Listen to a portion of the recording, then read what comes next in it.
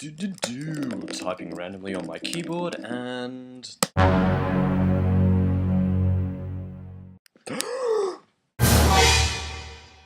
Oh no. Oh no. Oh no.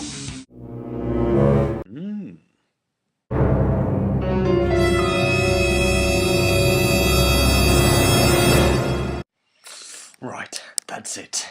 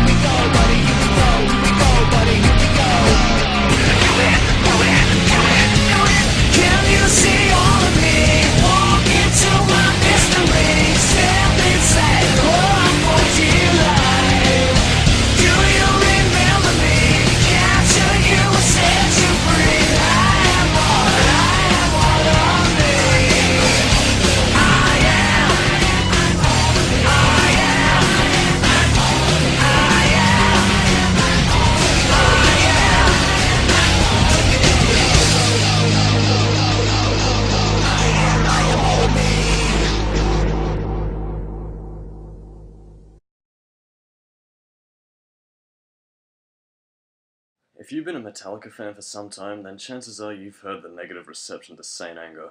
Now I bet you're wondering, why do the fans hate this album as much as they do? As much as to say that Basement demo is a lot better than the actual album itself.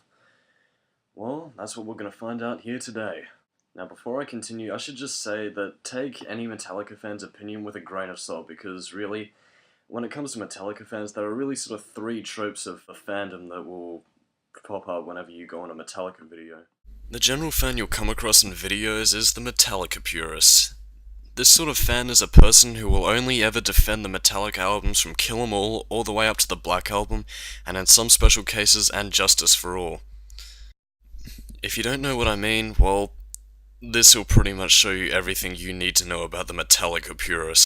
Oh, fuck Metallica, man. They suck. They're only good until Justice for All. Okay, they suck. They suck without Cliff Burton. Okay. Cliff. Oh, God, the Cliff.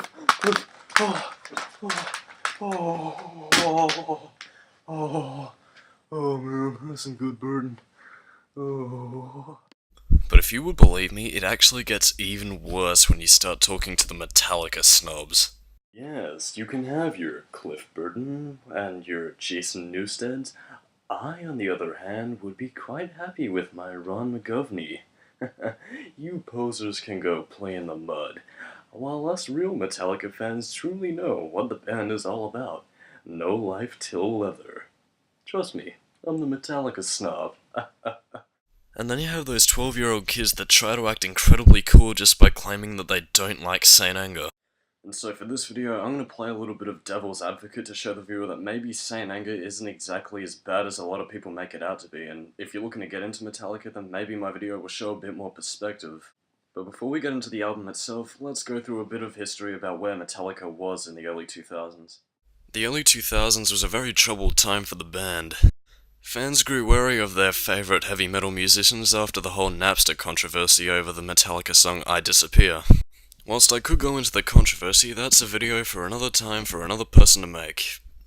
But as a result of their actions, the fans of Metallica were a little alienated by this. Things began to further fall apart when bassist Jason Newsted decided to leave the band over an argument with James about his side project called Echo Brain. So about now you're thinking, oh well, things couldn't possibly get any worse than that, right? Right? Well, it was around this time where James Hetfield had to go to rehab due to his excessive alcoholism. With its frontman gone and its bassist giving you the middle finger, this left Kirk and Lars with pretty much no band. As a result of all this emotional stress, this pretty much led to the creation of Saint Anger, An album that pretty much expresses all the emotions that they have felt throughout their career. All their experiences in making this album have been documented in the movie Some Kind of Monster, which is a documentary based on Metallica's therapy, as you would call it. So if you wish to find out any more information on how Metallica made this album, well, that's your answer. Now, I could talk about the production of this album all I want and how it was created, but considering YouTube's 15-minute time limit, I've got a review to do, so let's dig into Saint Anger. So the first single we're looking at is Some Kind of Monster, which chronologically I think makes sense. Because trust me, when you hear this powerful riff, you know that Metallica is back.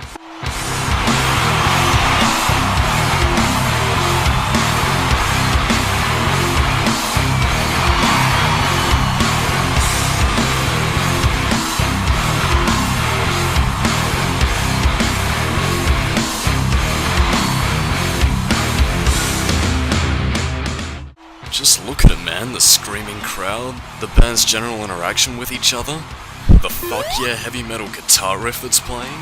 This is all there to show that Metallica is back. And this music video does a great job in showcasing this. After giving us a nice shot of Cityscape, San Francisco, the music video goes on to show several clips from the documentary I told you about earlier, Some Kind of Monster, which is also the title of the song, oddly enough.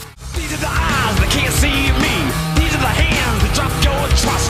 These are the boots that kick you around. This is the tongue that speaks on the inside. These are the ears that ring with hate. This is the face that never change. This is the fist that grinds you down. This is the voice of silence no more.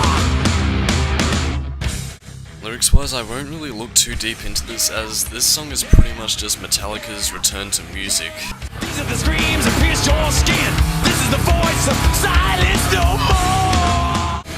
You know, I just want to add something. I want to have this song as my theme song, you know? Like, whenever I walk through a door, I have this song playing behind me.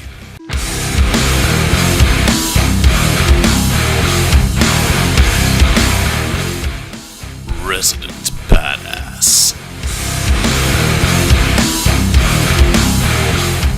So if you're looking for a track with a lot of energy, then Some Kind of Monster is definitely your track. If you're looking for something to play that sounds badass, then this is something you should definitely put on your stereo.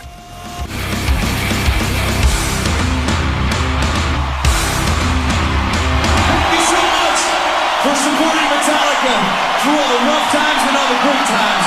Metallica loves you! Whoa, James. Let's not get personal here. So the next single we're going to look at is Frantic, and if you guys have been falling asleep throughout this entire review, well, here's your wake-up call. If there's one complaint that many Metallica fans have had over this song, it's that the snare drums are way too loud.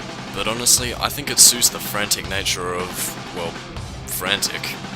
So as you can see, this album really does compare this album really this album. God damn it, I was turned down the snare. Anyway, that was it. Frantic was also the first single that Metallica had released for Saint Anger, and this introduces many things. Oh sweet, they have a chicken mobile. Oh man, that's awesome. Maybe I'll just plow your fucking chicken mobile into the river. And we then discover that apparently Adam Savage in his spare time when he's not myth-busting is in fact a member of Metallica. Adam Savage, Mythbuster, and Metalhead. So the boys continue rocking out until... No, not the chicken mobile!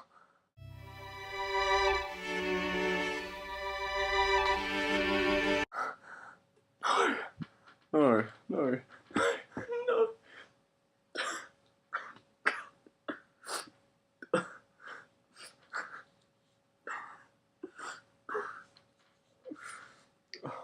Guys, I'm gonna need a minute. Just enjoy this.